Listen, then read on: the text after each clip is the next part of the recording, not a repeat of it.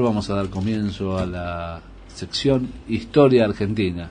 Conduce el ingeniero historiador Leonardo Castañino, pariente de Juan Carlos Castañino, que un día como hoy nacía en el año 1908. Pues, ¿usted es pariente del pintor Castañino? No. El pintor es pariente mío. Dice, yo antes era pariente del pintor, ahora el pintor es pariente mío. Muy bien. Bueno. Vamos a contarle, antes de que usted empiece, repetimos la convocatoria para la presentación del libro. El libro que voy a presentar es la segunda edición de Juan Manuel de Rosas, Sombras y Verdades. Está corregido y aumentado. Sí.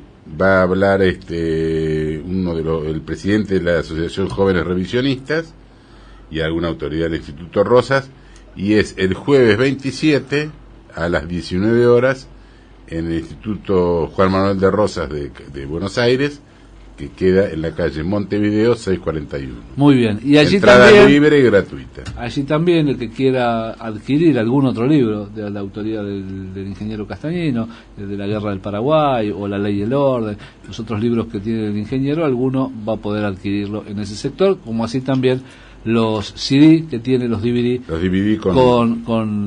con los micros que hace de historia argentina acá en Tiempo Nacional, donde un DVD contiene el año 2013 y otro DVD contiene el 2014. Primer semestre de 2014. Muy bien, todo muy accesible. Bueno, la vez pasada... Y en beneficio para los inundados de Pilar. El otro día, sí, pero el inundado de Pilar, ya está todo bien, ya hasta los barrios ricos se inundan, así que ya no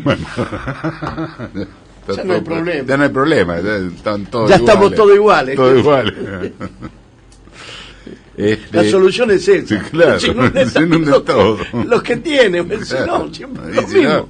No tiene gracia. Pero claro. Qué cara dura que son. Bueno, ahora el 20 de noviembre se cumplen... ¿Se acuerda el viejo Vizcacha? Sí. Cumplía el asado para que no lo come nadie. Claro. El 20 de noviembre es el aniversario de la batalla de Vuelta Obligado, que fue en 1845. Ahora, la batalla de Vuelta Obligado fue parte de lo que se llamó la Guerra del Paraná, que además a mí me gustaría dar un breve contexto de cómo fue. Sí, señor, adelante.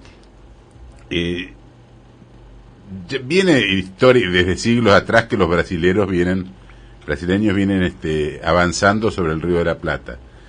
E incluso en 1801 ya habían tomado las Misiones Orientales, habían tomado el Río Grande do Sul, etcétera.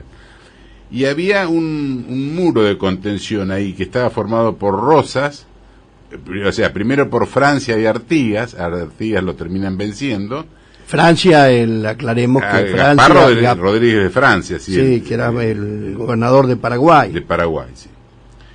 Que había hecho un trato con Rosas como un pacto de no agresión, digamos, mutua, y entonces eran como un muro de contención contra Brasil. A Artigas lo persiguieron tanto, y en combinación entre porteños y brasileños lo habían sacado, y después durante toda la Confederación le hicieron una guerra fuerte a Rosas, los unitarios desde Montevideo, Chile, Bolivia, habían armado la Liga del Norte, incluso querían, hasta le propusieron a potencias extranjeras liberar la Mesopotamia, o sea que la guerra del Paraná, de la cual forma parte... Bueno, en cierta forma lo que hicieron con Uruguay, porque claro. Uruguay lo desprendieron de las Provincias Unidas porque... Claro.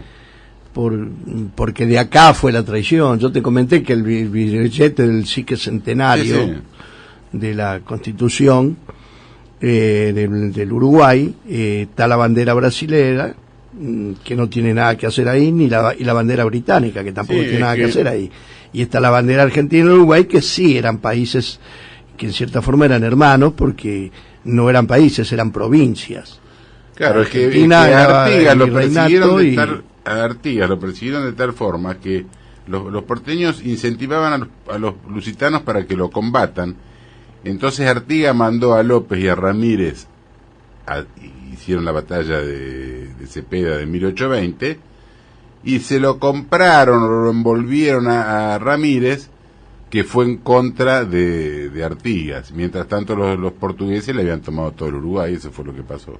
Ahora, cuando cae Artigas, siguió la historia, porque estaba Berro en Uruguay, Rivera lo saca, Rosas le manda un ejército auxiliar a Oribe, que lo quiere sacar a su vez a Rivera, a Fructuoso Rivera, que le había sacado el En una palabra, esto eclosiona en 1852, cuando ya Brasil se alía con Urquiza y marcha sobre Buenos Aires. Ahora, ¿qué pasó? En todas esas luchas contra Rosas que hicieron los unitarios, toda esa intriga y todo, primero vino el bloqueo anglo-francés en el 1838, que no llegaron a nada. Lo ayudan a Lavalle a invadir el territorio. Así le fue. Ayudan a la Liga del Norte, que estaba con Lavalle y la Madrid. Inclusive le desataron la guerra con Bolivia. Claro, la guerra con Bolivia, que la gana Argentina, entonces... con el mariscal Santa Cruz. Claro. Y entonces después viene esto de la invasión de la flota, la agresión de la flota anglo-francesa. ¿Qué pasó antes de la batalla de Obligado? Porque mucha gente, por empezar la batalla de Vuelta Obligado, yo le decía la batalla olvidada, porque durante muchos años nunca se dijo nada, ni en el colegio ni nada. Los primeros que empezaron a hablar de la batalla de Obligado fue los nacionalistas Tacuara, que decían, sí. Tacuara es obligado. Nacionalista Tacuara. Claro, que incluso le prohíban entrar al lugar. Allá por los años 60 fue esto, 60, que hasta le prohibían 60 ir al lugar a hacer un homenaje, ¿no? Sí, señor. Era totalmente desconocida esa batalla. Claro. Ahora, no fue únicamente la batalla, ahora está la batalla de Obligado, las cadenas en el río, hubo mucho más cosas. Porque cuando Rosas se entera de que, ya se hablaba de que venía la flota. Sí, iban a remontar el río de Prepo. Claro, entonces, y Rosas mantenía la... Y Rosas hizo varias acciones. Por empezar, una acción diplomática y de prensa en Europa, incluso hasta con San Martín, con la famosa carta a Dixon, que desalienta a los donde le dice ingleses. Que los argentinos no son empanadas, que solo le se dice comen que con la en la boca. Claro, y le dice que por más que tomen Buenos Aires van a quedar sitiados, porque al lado Rosas le va a hacer le hacía una especie de desierto, de un desarrollo estratégico, de lo que le podía llamar. Incluso Rosas le declara que si quieren Buenos Aires se van a tener que conformar con los escombros. O sea, hubo una serie de acciones psicológicas ahí, de prensa y diplomáticas. Además, Rosas toma otra medida, que es reforzar a los gobernadores del litoral para que cuando llegue la flota. Otra acción que toma, hunden 3 o 4 buques en el canal del río Paraná. Y no lo hacen o sea, el lugar donde los hundieron no sabían, pero que los habían hundido se supo, no era secreto, porque era un doble juego que hacía Rosa. Incluso Rosa le escribe a Crespo, de Entre Ríos, le dice, deje pasar a los barcos chicos y adviértale que no manden barcos grandes, porque hay barcos con piedras en el río. Dice, no se preocupe porque se enteren los demás. Dice, usted no lo publique en el diario, pero no se preocupe porque se enteren los demás. Porque les va a demorar, porque van a tener que ir sondeando el río a ver dónde están los buques. Tanto así que la flota se perdió varios días frente a Martín García, sondeando a ver dónde había algún buque. Todas esas acciones. Después lo otro que hizo fue la acción, digamos, el tema que armó las baterías en Vuelta Obligado, fue el regimiento patricio, fueron las milicias de Santa al mando del hijo de Facundo Quiroga, la artillería al mando de Torne, después Rodríguez estaba al frente del regimiento patricio. Bueno, cuando llegan los buques, ahí se arma la refriega. Los buques estaban mucho más armados, tenían 30 cañones patriotas de cañones lisos y de bajo calibre, contra los acorazados, que incluso tenían Era buque a vapor, tenían hasta de 100 libras, con era una bomba armada, explosiva, una armada en armada. serio. Entonces logran pasar, pero ¿qué pasa? Van hasta, eso fue el 20 de noviembre del 40. Inclusive el 20 de noviembre fue una derrota, la batalla es una derrota argentina. Pero es una derrota argentina, costó 500 muertos. Es un triunfo al final por todo lo que pasó después. Claro, porque ¿qué pasó? La flota sigue adelante, pero de tierra la cosa con artillería volante y con fusilería. Incluso hubo algún intento de desembarco a buscar víveres y lo cascotearon, digamos, lo sablearon. El 16 de enero del 46, o sea, a los pocos meses, en San Lorenzo hubo otra refriega grande. Después, en febrero del 46, en Toneleros, que incluso algún buque vuelve para auxiliar a un mercante y lo bombardean y tienen que huir. Después, en abril del 46, atacan acá Ensenada y Atalaya, incendian incluso un buque. Entonces Rosa saca un decreto que se los va a considerar incendiarios y que los iba a fusilar si los agarraba. O sea, hubo una serie de... Porque en un momento había quedado un buque varado de los ingleses y sacaron bandera blanca, y cuando fueron las tropas argentinas que supuestamente se habían rendido, les tiraron con fusiles desde el barco inglés. O sea, estaban rompiendo las reglas del... Sí, la regla de la guerra. Después hubo otra muy importante que fue en Toneleros.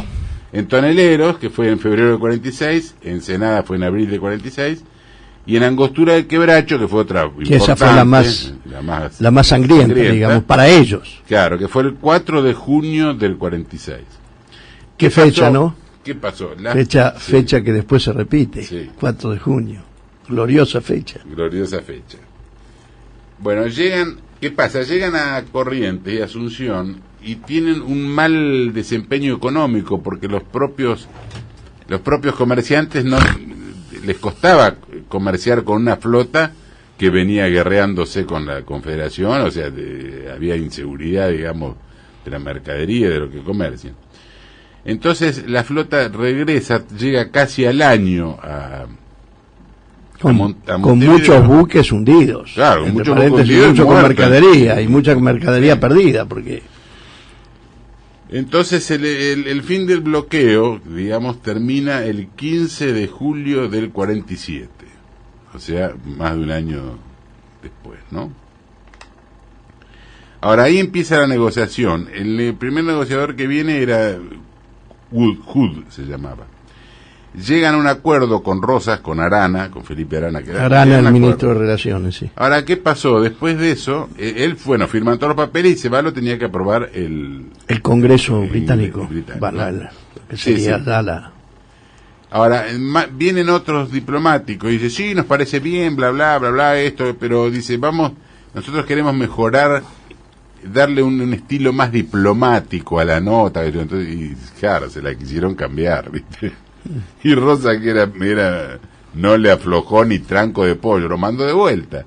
Incluso vino uno, no le gustó los papeles, lo mandó de vuelta. Incluso allá se empezaron a fastidiar, porque decía, sí, dice, tenemos que hacer banco en la antesala del caudillo, ¿viste? Estaban enojados así como se enojaban con Perón también. Claro. Don Leonardo Castañino, ¿me deja el final para dentro un ratito? ¿Cómo no? Escuchamos la quiniela de Montevideo, que ya lo tenemos a Freddy Cabrera en línea, cuando retornemos el final de la Vuelta de Obligado, aquí en 1845, 20 de noviembre. Muy bien, ahora sí, ya estamos al día, ya estamos en condiciones de cerrar este segmento en conmemoración a la Vuelta de Obligado, que es pasado mañana, el día jueves. Por lo menos es el aniversario el día jueves. El lunes va a ser el feriado, como corresponde. Bueno, entonces Rosa se quería basar en las bases Hood los diplomáticos ingleses iban y venían, le querían hacer cambiar cosas, le querían hacer cambiar la letra. Por ejemplo, una de las cosas que querían era que no lo querían reconocer a Oribe como presidente de Uruguay. En cambio Rosas decía que sí, que el presidente legal era Oribe. Y que era Oribe. Es que era había horrible. sido derrocado Sí. por un golpe militar, Claro. militar con el apoyo de los brasileños. Al final el tratado de De paz... Brasil, va. Sí, sí. El tratado de paz se firma el 24 de noviembre del 49. Y se llama Tratado Souter-Arana, porque Souter es el inglés y Arana. Ahora, ¿cuáles fueron los principales puntos del tratado, no? Una era que tenían que evacuar la isla de Martín García.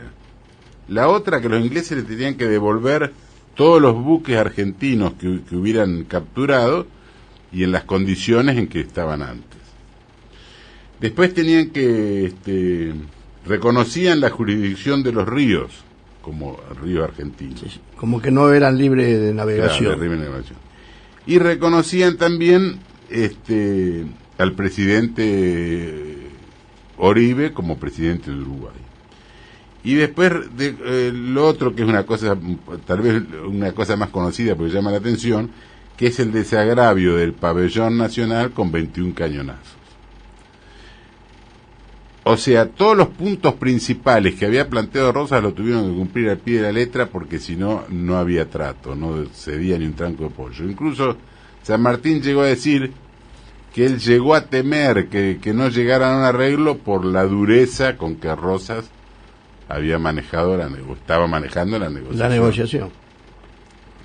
Así que bueno, ahí en esa gesta San Martín prestó una ayuda muy importante, porque en Europa San Martín hizo oír su voz sobre lo que él consideraba justo y los riesgos que corrían enfrentándolo a Rosas. Por eso yo digo que además... Fue una especie de ministro o embajador sin cartera, sí, sí. ¿no?